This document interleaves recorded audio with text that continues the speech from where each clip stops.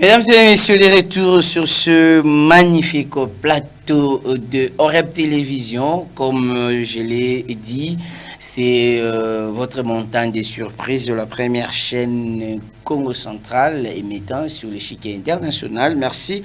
Là, vous avez suivi le commentaire sur l'actualité des leaders de la ville de Boma, ville historique et portuaire, première capitale de la République démocratique du Congo. Je vous annonçais au début de cette émission que nous aurons à recevoir sur ce plateau le docteur Eliezer Mputu. Il est le président interfédéral du parti Essor dans la province du Congo central. Le parti Essor est un parti de l'Union sacrée. Il est là, docteur Eliezer, bienvenue. Merci, messieurs les journalistes. C'est toujours un plaisir de venir sur ce plateau. Je salue mon co-débatteur, M. Tristan Mavungu, qui est un aptier. Même s'il est de la Mouga, nous sommes de l'Union sacrée, mais voilà. Après les plateaux, c'est la famille. C'est la famille, oui. Et là, nous prenons même la cohésion provinciale. Donc, j'en profite aussi pour dire bonsoir à toutes les personnes qui sont branchées en train de nous suivre à ce net moment. Voilà, c'était le docteur Eliezer Mputu. Nous aurons quelques bonnes minutes à partager ensemble. À côté du docteur Eliezer, nous avons maître Tristan Mavungu. Il est de l'ECD parti cher à Martin Fayulu. Maître Tristan, bienvenue. Vraiment un grand merci. C'est pour moi la première fois de participer à ces plateaux et j'apprécie déjà. Et pour Eliezer, c'est pas pour la première fois. On le fait d'habitude et souvent. Donc, je suis content de le revoir. Voilà, l'émission est bilingue, français, lingala, on peut même Kikongo, pour renforcer encore la communication. Premier dossier, rentrée scolaire, parce que l'émission fait l'analyse des différents sujets d'actualité. Rentrée scolaire, maître Eliezer, sur toute l'étendue de la République, le ministre de l'EPST avait lancé officiellement la reprise des activités scolaires. Mais le constat fait sur terrain, c'est que bon nombre d'enfants n'ont pas répondu. Et les parents disent qu'ils n'ont pas assez de moyens, ils attendent encore. Le pays continue toujours dans son rythme habituel de chaque année. Merci de la question posée. Au fait, par rapport aux élections, par rapport à cette question s'agissant de l'enseignement, en fait, depuis 2006 jusqu'à 2019, c'est le président Félix Antoine Tshisekedi qui est venu matérialiser l'article 43 de notre Constitution, où la Constitution est en train de demander que l'enseignement primaire puisse être gratuit. Donc, c'est le président Félix Antoine Tshisekedi Tshilombo qui est celui qui est venu matérialiser, celui qui a... Vous parlez de la gratuité qui patauge encore, hein? Ça, c'est selon vos analyses. Le constat fait sur terre. Laissez-moi répondre. Vous avez la parole. Si aujourd'hui, nous pouvons dire le président de la République a quand même réussi à imposer ou a quand même réussi à matérialiser l'article 43, et nous disons grand merci au gouvernement qui ne cesse de déployer les efforts pour que nos enseignants puissent être dans de bonnes conditions, pour que nos élèves aussi puissent étudier dans de bonnes conditions. Aujourd'hui, nous avons avec les programmes de 145 territoires, où dans chaque territoire, il y a quand même des constructions de nouvelles écoles qu'on est en train de bâtir pour le bien de la jeunesse et de l'éducation de notre pays. Et à part ça, nous pouvons aussi noter que les lots, ils ont des jeunes et belés, mais depuis son excellence président Félix Antoine Tshisekedi, méga ko améliorer toujours la rentrée scolaire, longola salaire à enseignant de 80 000 à 420 000. Les lots tokoma romona pe bilenge belé oyo bandai ko boya kotangisa mais parents côté na bango ils n'ont pas le moyen aux ça ba na classe. Par rapport ya ba parents koloba ke bazana ba moyen té, en tout cas aux journalistes na monité place yo tambusi ba micro na yo oyo ba parents bazo yebisa yo ke biso tozana na moyen té yango peut-être ba na bakete déjà biso mo na mboka na biso c'est devenu habitude moko boy. Souvent la première semaine oyo batu bazonga la classe okomona ata uniforme eza nango ata bakaye eza nango mais au moment à moana ah non de semaine la semaine prochaine. Donc moi je crois qu'à ce stade nous ne pouvons pas encore attribuer cette responsabilité peut-être au moyen des athées et en classe. Non, ça je ne peux pas accepter tant qu'il n'y a une hypothèse. Très bien, Maître Tristan Mavungu, vous avez suivi l'évolution, il y a journée déjà les 4, il y a rentrée scolaire. Quel est le constat fait? Vous avez constaté, il y a eu engouement. Est-ce que l'hypothèse, il y a des parents, puisque vous avez été aussi élève? Non, mais écoutez, l'engouement comme tel, on n'en trouve pas. On n'en trouve pas parce qu'il y a un sérieux problème au niveau des chefs de parents, au niveau des parents. Il y a un sérieux problème. Il est en train de parler de la gratuité, il faut enlever cette affaire en matière d'argent, tout ça. Mais écoutez, cette gratuité existe où? Cette gratuité existe où? Parce que la majorité de ces parents, aujourd'hui, ils sont au niveau, ils ont leurs enfants au niveau des écoles privées. Et dans les écoles privées, il faut payer. Et ces parents-là viennent de... Vous savez, pendant qu'on a eu francophonie, on a payé 2 semaines, 3 semaines après. Tout ça, ça fait défaut. Nous savons le mois d'août. Le mois d'août, pour tous parents, c'est le mois de préparation de la rentrée. Et ces parents-là, au mois de juillet, vous ne les payez pas. Ces parents, au mois de juillet, vous ne les payez pas ou bien vous les payez en retard. Certainement, il va souffrir. Il va souffrir. C'est comme ça que vous sentez une timidité au niveau de la rentrée. Mais il parle de la gratuité d'enseignement. À un certain moment, vous sentez, il dit, voilà, la gratuité d'enseignement, c'est constitutionnel. C'est bien, c'est constitutionnel. Mais cette gratuité... Matérialisée par le chef de l'État, l'actuel chef de l'État. A des prérequis avant d'y arriver.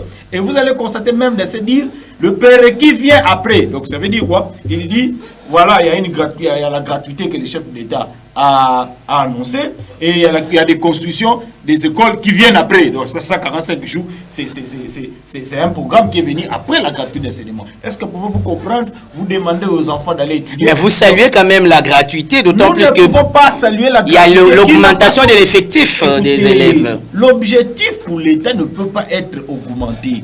Parce que l'objectif du constituant, ce n'était pas d'augmenter simplement, mais c'était de permettre à tout le monde, d'ici 20 ou 30 ans, d'avoir une matière grise. Mais il faut aussi payer les parents au peut-être quand même gratuité. Écoutez, quelque chose à saluer, non? Pas ça d'ici 20 ans. Le problème, c'est quoi? C'est les parents riches, ou bien les parents qui ont un peu de moyens, ils ont pris leurs enfants, on a gratuité, n'a pas privé, les parents pauvres, même pas na gratuité. Mais na carte gratuité, ils n'ont rien comme formation. Donc on voit ça, c'était mais c'est le même système éducatif, tant na privé que na secondaire, na l'école officielle. C'est le même système éducatif, le même calendrier. L'UNESCO a pris une décision très mûrie que dans une salle de classe, on ne peut pas avoir plus de 25 enfants. Dans une salle de classe. Mais aujourd'hui, qu'est-ce que nous voyons?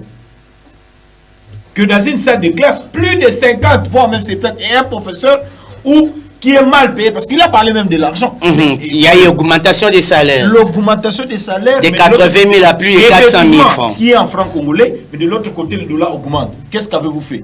On voit ça sur terme, ils sont restés statu quo.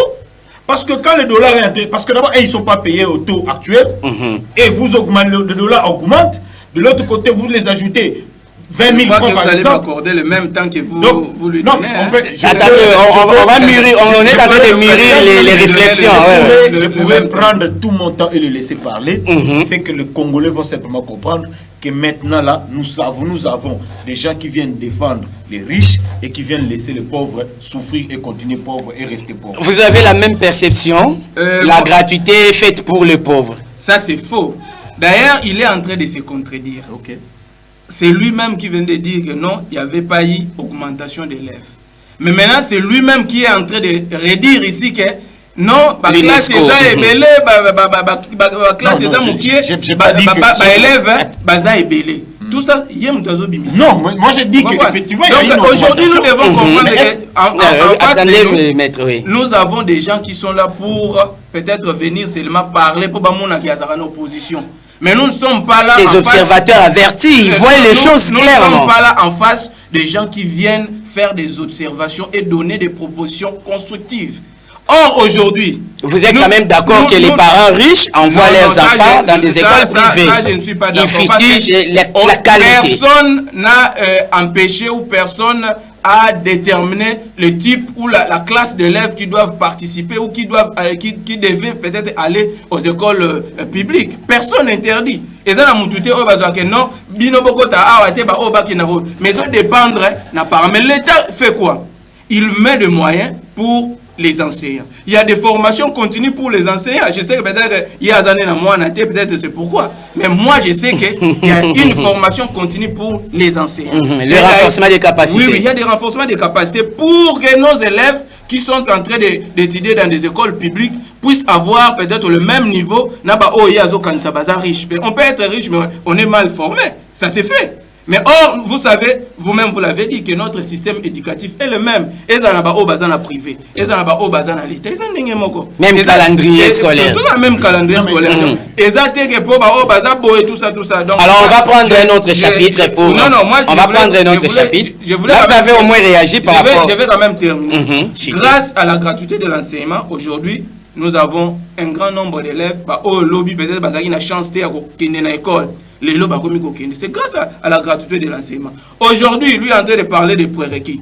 Mais le président de la République... Vous reconnaissez au moins qu'il y a déficit aussi dans l'infrastructure scolaire. En fait, dire que ne pas reconnaître ça, peut-être c'est être idiot. Nous devons aujourd'hui nous dire que par rapport au nombre d'élèves qui sont en train de fréquenter nos écoles, nous sommes dans l'obligation d'ajouter des écoles. Et c'est ce qui explique le programme de 145 territoires. Dans chaque territoire, on prend les soins de construire des écoles. D'accord, on va passer à un autre chapitre. On va passer à un autre chapitre. Voilà un gouvernement responsable. On va passer à un autre chapitre. Parce que vous suivez, il dit que moi je suis champion en contradiction, alors que c'est lui qui se contredit. Je vais vous expliquer ça. 30 secondes, 30 secondes. 30 secondes, je vais expliquer comment il se contredit. 30 secondes, on y va. Il dit ceci. Que voilà, nous reconnaissons qu'il y a un problème d'infrastructure, mais nous accueillons quand même ces enfants-là. Vous imaginez un peu cette contradiction? Avec l'idée de renforcer les infrastructures. Prérequis veut dire quoi? Prérequis, c'est ce qui vient avant. Moi, je peux comprendre le docteur Eliezer s'il venait parler de mitochondrie. Là, ça va, il peut gagner. Mais il ne sait pas, apparemment, il ne sait pas que la fiscalité ou bien votre mode de façon de faire peut décourager ou bien encourager. C'est ça même le rôle de la fiscalité. Moi, je dis ceci. Moi, je crois que quand lui parle, moi, je ne parle pas. Donc, c'est le même comportement. En tout cas, vous observez ces comportements. C'est très important. Ici, on ne parle pas de Kinine, mon cher frère. Ici, on parle de l'État. Il faut que vous compreniez, ici, on dit ceci. La gratuité d'enseignement a des prérequis, c'est constitutionnel. Mais vous n'allez pas envoyer les enfants parce que l'UNESCO, avant de prendre cette décision de 25 élèves, a eu le temps de réfléchir. D'accord. Et maintenant, aujourd'hui, il dit que voilà, il n'y a rien à voir avec le riche, le pauvre, tout ça. Mais quand l'UNESCO dit 25, et maintenant vous avez une salle de classe qui a 70 élèves, et il y a un seul professeur, parce que là on parle, alors au niveau même de l'école primaire, tout ça. Il y a un seul professeur qui doit gérer plus ou moins 70 élèves. On comprend.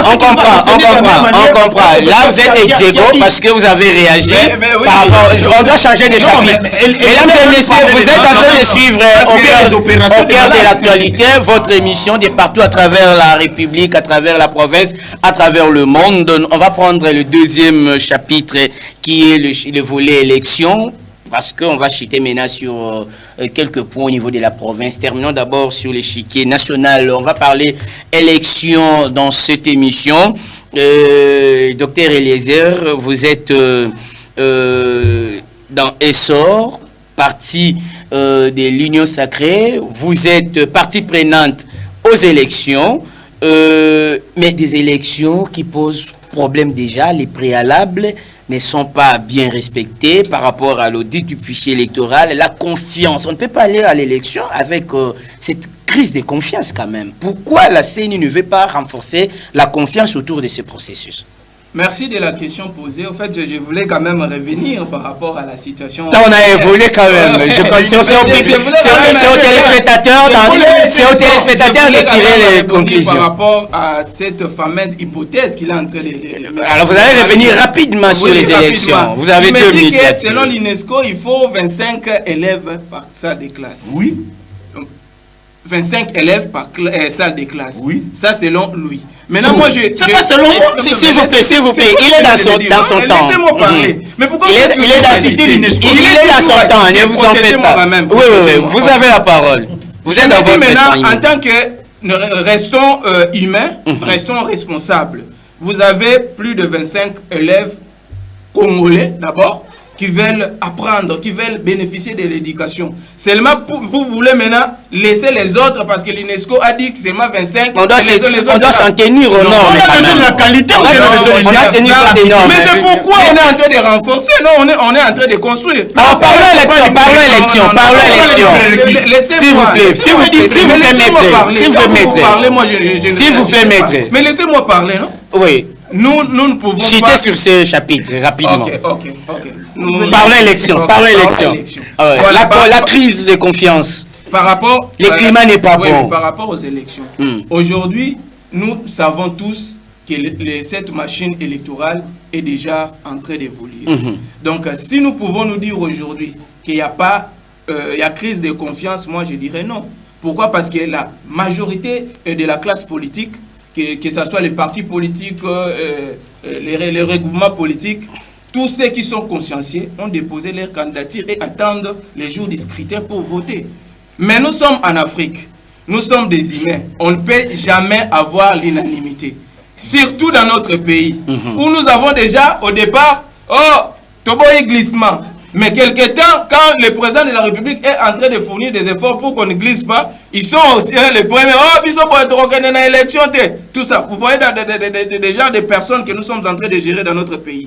Mais moi, aujourd'hui, je suis convaincu que par rapport à la confiance, je ne vois pas cette classe politique divisée totalement aujourd'hui qui est en train de refuser les élections. Donc à 80%, le peuple congolais, la classe politique, nous disons, nous sommes prêts pour les élections. Et nous attendons la date du 20 décembre pour que nous allons aux urnes. Merci beaucoup. Mesdames et messieurs, nous ne recevons pas les appels en direct. Vous pouvez nous écrire. Sentez-vous à l'aise. Écrivez-nous, on va lire vos SMS. Mais n'appelez pas. Je sais que vous avez toujours l'habitude de nous appeler. N'appelez pas.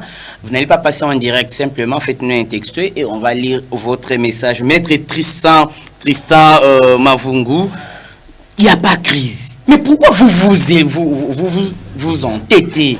Pourquoi vous boycottez le processus alors que la majorité de la classe politique est d'accord d'aller aux élections? La République démocratique du Congo doit toujours aller aux élections chaque 5 ans. Pourquoi vous, à ce stade, vous boycottez les élections? Est-ce que le CID a changé sa position? Le CID ne va jamais et n'a jamais boycotté les élections. Boycotter les élections, vous savez, les élections commencent quand? Ça commence déjà au niveau de l'enrôlement. Nous sommes enrôlés. S'il faut boycotter les élections, ça commence au niveau de là. Il faut partir de là, vous dites que bon, voilà, on ne part pas. Ça, c'est boycotter. Mais quand quelqu'un va s'enrôler, quelqu'un est en train de suivre réellement ce qui se passe, il ne boycotte pas.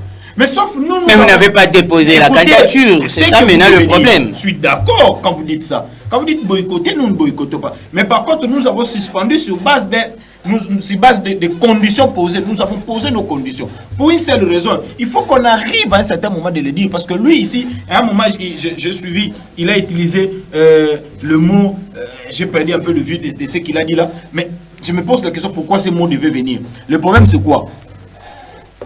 Pendant les élections, pendant le processus électoral, nous avons 3 bases.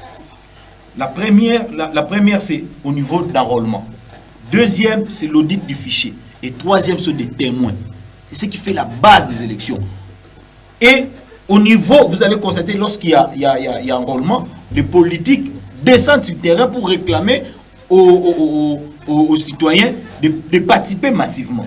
Et après cela, il faut aller au niveau de l'audit du fichier électoral. Parce que l'audit du fichier... Mais c'est fait par la CENI. Écoutez, c'est une institution indépendante. Au niveau, c'est qu'on a... effectivement... Pourquoi vous voulez vous mêler dans le travail de la CENI? On ne mêle pas. C'est ça, c'est le problème. La CENI doit faire confiance parce que la CENI n'appartient à aucune personne. Donc, il doit nécessairement faire l'effort, on dit bien faire l'effort, de mettre tout le monde en confiance. Et mettre tout le monde en confiance, ça veut dire l'union sacrée peut apporter comme déshydratants, peut apporter ces déshydratants.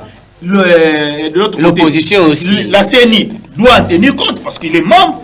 L'opposition de son côté doit aussi apporter ces déshydratants. La CENI, parce que c'est indépendant, comme vous dites, il devait mettre tout le monde en confiance. Et il est là que juste pour suivre aussi, parce qu'après tout, les acteurs en scène, ce sont des politiciens. La CENI n'est là que pour arbitrer, mais les acteurs, c'est donc, même l'arbitre, quand vous allez dans les matchs, il a la tendance à vouloir écouter tout le monde, parce qu'après tout, c'est ce qui fait même la beauté du match.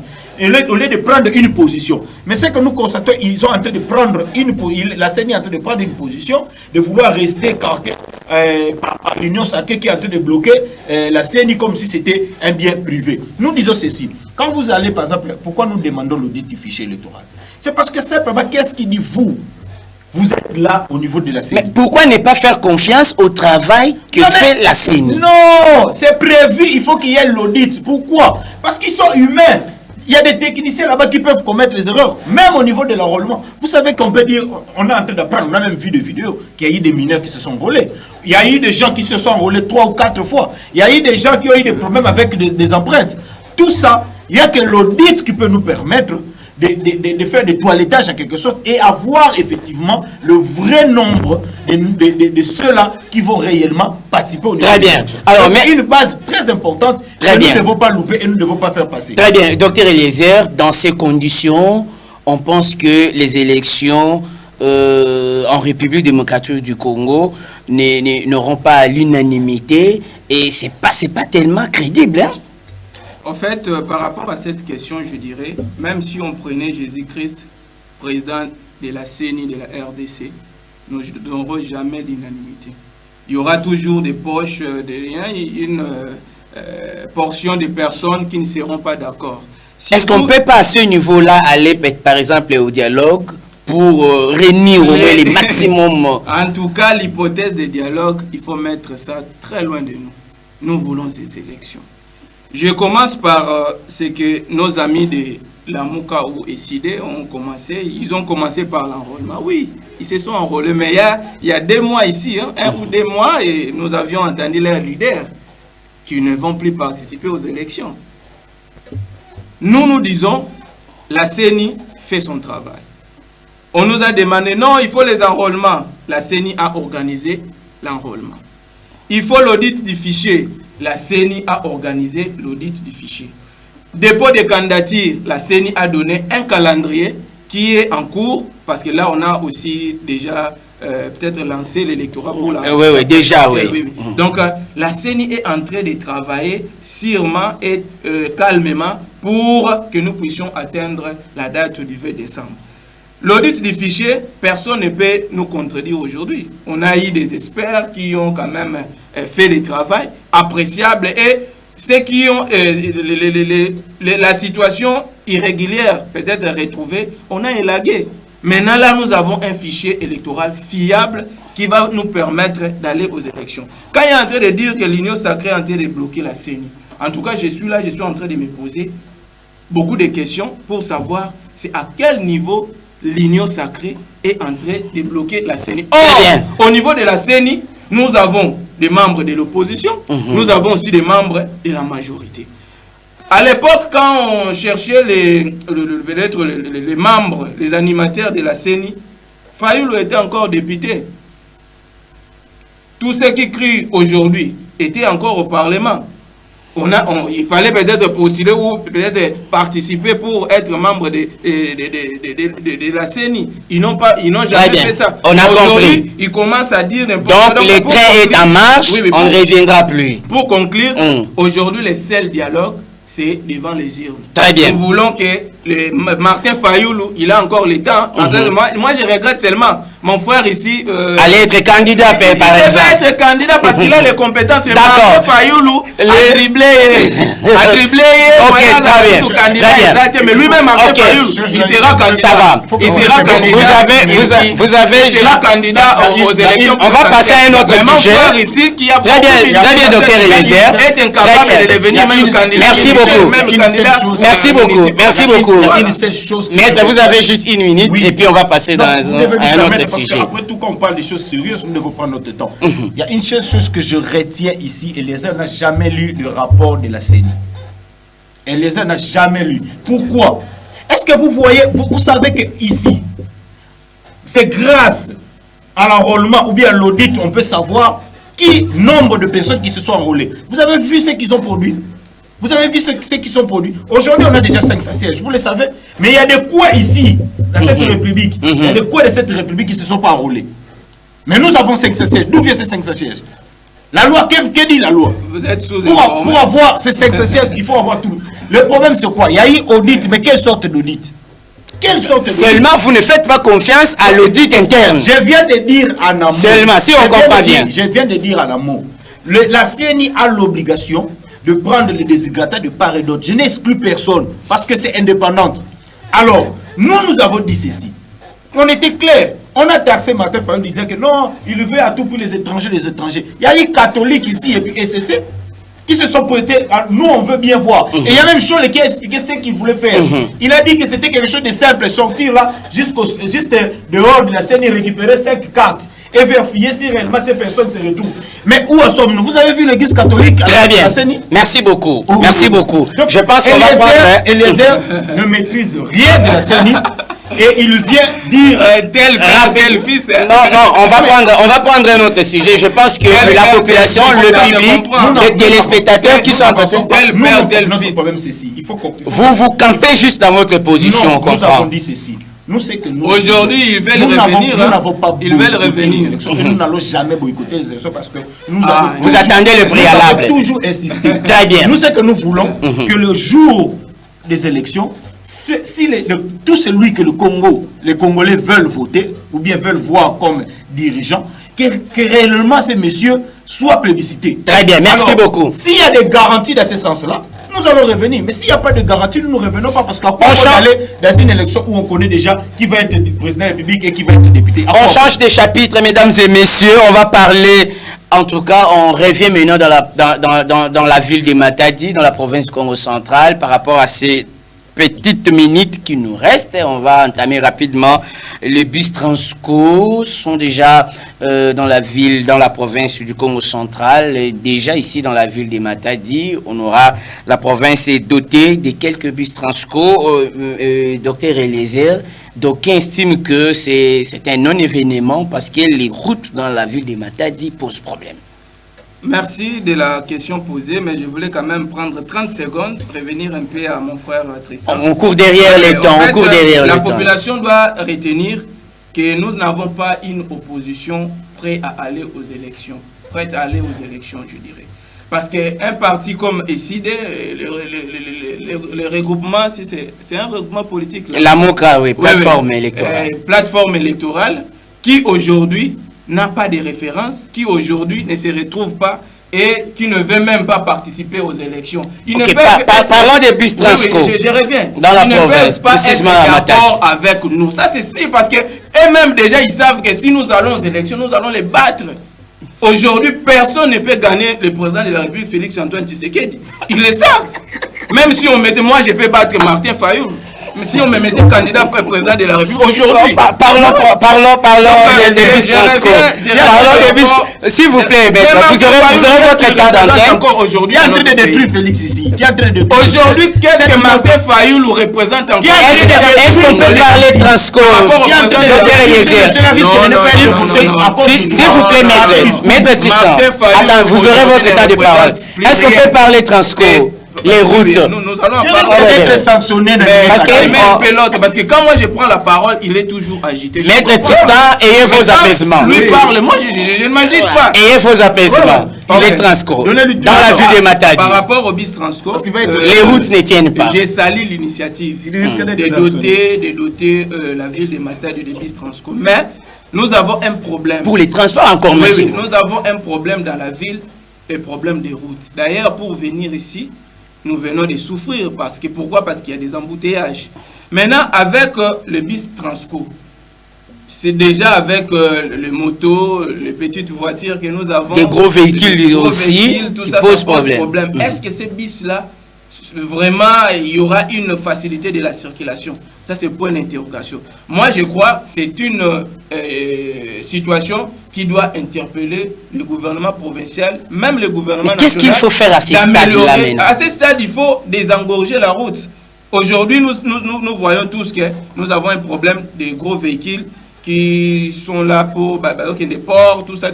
C'est ce qui bloque la route. Si on peut nous créer une route secondaire où tous les gros véhicules peuvent prendre cette direction-là pour essayer un peu de désengorger la route qui passe par la ville et puis aller jusqu'en voie. Ça sera une très bonne chose. Mais par rapport au souci de renforcer les transports en commun, c'est une très bonne initiative, mais moi je crois que le moment n'était pas un moment bien choisi pour ajouter ces bis au niveau de la ville. Le moment n'était pas bien choisi, Maître Tristan. Est-ce qu'on n'avait pas fait des études préalables pour comprendre les routes là devaient circuler quand même sur ces... Plutôt les bus devaient circuler quand même sur ces routes très étroites? Bon, moi d'habitude j'ai toujours dit, le gouverneur, pour moi il n'a pas un projet, il n'a ni un programme, parce que tout ça, et puis certainement il est soit aussi mal entouré. Parce que le Matadien, s'il faut parler que de Matadien, parce qu'après tous ces bis, nous n'en trouvons qu'en Matad ici, les Matadiens n'ont pas un problème de transport. Ça, il faut dire la vérité, les Matadiens n'ont pas un problème de transport. Les Matadiens peuvent avoir un problème, je dis peuvent avoir un problème de route, mais plus un problème d'embouteillage. Donc, maintenant, l'embouteillage, c'est dit à quoi? Aux gros véhicules, Et vous ajoutez, au lieu d'aller prendre même les esprits de vie, vous allez prendre encore quelque chose qu'on peut même classer au même rang que le gros véhicule. Vous augmentez le problème. Moi-même, j'ai des vidéos ici. Je vais le balancer pas si longtemps. Où vous sentez que c'est Transco maintenant qui crée des problèmes au niveau des voies vers les copains. C'est Transco qui se bloque là. On ne sait pas avancer. Donc, est-ce que le gouverneur le fait pour faire plaisir? À un certain moment, c'était toujours la même personne qui nous a dit qu'il devait avoir des transacadémies. À Matad ici, et puis, Matad depuis Belle-Lorette n'a jamais eu de bis. Le bis, souvent, quand vous venez... Est-ce que ce n'est pas une innovation du gouverneur qui veut donner un plus aux Matadiens? Écoutez, c'est comme ça qu'on a toujours dit, partout où vous allez, il faut toujours faire une lecture de chaque milieu où vous vivez. Très bien. Par rapport à cette lecture-là, le gouverneur, soit carrément, c'est son entourage, ou carrément c'est lui-même qui n'a ni projet, ni programme, effectivement nous en pâtissons. Parce que maintenant, depuis que ces bis-là sont là, nous commençons déjà à en pâtir. Très bien, mais sinon, la situation du bac à Louosi a été résolue. Point de besoin d'en parler. En fait, nous saluons cette reprise. C'est pour soulager la population qui a eu du mal pour traverser cette rivière. Hein. Donc aujourd'hui, si cela a repris, nous saluons tous ceux qui ont participé pour que ce bac puisse redevenir fonctionnel. Voilà, et les gens pensent que ce n'est pas l'effort du gouverneur, Maître Tristan, alors qu'on sait que le gouverneur s'est battu pour que les deux moteurs soient réparés. Non, c'est pas l'effort du gouverneur, il faut une mise au point. Le gouverneur est allé vers Louosi. D'abord, le gouverneur n'avait même pas traversé. Parce qu'il fallait traverser le... Non, moi, il a compris la situation. Le gouverneur n'avait pas traversé, c'est sa Jeep qui avait traversé. Deuxième chose, le gouverneur, en arrivant, a promis. Et cette réalisation que vous voyez maintenant, c'est une réalisation de Maman Nefertiti. C'est ce que nous apprenons. Maman Nefertiti, la sénatrice, qui s'est organisée pour que nous ayons des monteurs. Et puis, deuxièmement, le gouverneur est allé là-bas et allait créer encore un autre problème. Le problème... ce bac-là est géré au niveau de l'office de route. Et le gouverneur, en arrivant, prend la responsabilité de transmettre, le donne l'administrateur du territoire. Et le lendemain, il y a eu des séries. En tant qu'autorité territoriale, c'est pas aussi mauvais. Oh, mais non, mais il y a déjà une autorité qui gère, c'est l'office de route. Et maintenant, là, le gouverneur donne. Le lendemain, je vous dis, c'était un sérieux problème. Parce que, au moins, on salue la reprise du bac, du trafic. Parce que déjà, le monsieur, l'administrateur du territoire, mon Mokop, a déjà besoin de Mbongo, Herbazungongo, Bayena Mokuna, Batuyabak, Bayoko, et ça, c'est ça qui est un sérieux problème. Donc, au lieu que le gouverneur vienne apporter des solutions, il n'a apporté que de promesses. Et c'est Maman Nefertiti et puis certains députés que j'aurais appris, ce sont eux qui se sont organisés au niveau de l'office de route avec les DG pour en trouver cette solution qui n'est pas encore vraiment si solide en fait. Mesdames et messieurs, quelques secondes. Par rapport à cette situation, moi je crois que nous devons être pragmatiques. Que ce soit le gouverneur, que ce soit notre sénatrice. La solution est là. La solution est là. Moi je crois que nous devons surmonter nos égos. Parfois, dans des choses très sérieuses comme ça, il ne faut pas individualiser les résultats. Moi, je crois que c'est la population qui gagne, c'est l'Ouosi qui reprend. Et c'est un but marqué par le gouvernement provincial. Oui, moi aussi, je crois que Eliezer n'a pas compris que la question était posée si le gouverneur l'a fait ou pas. Mais j'avais répondu. Exactement. Mesdames et messieurs, je ne serai pas départagé en tout cas ces deux co-débatteurs. Je vais lire ces deux textos, la réalisation. Je vais lire seulement ces deux textos. Donnez-moi juste un petit temps. La Mouka, c'est que Fachi est incontestable aux élections, qu'il soit sage, sinon il sera nulle part. Donc vous serez. C'est la Mouka qui sera nulle part. Mais oui, mais posez avec quel bilan que nous avons un bilan. Allez-y, mais qui avons un bilan. Vous n'êtes pas les journalistes pour me poser des questions. Voilà, celui-ci nous a encouragé depuis la ville de Boma. Merci beaucoup. Mesdames et messieurs, on prend rendez-vous pour le mardi prochain et la rediffusion, je vais quand même conclure, je désannonce l'émission.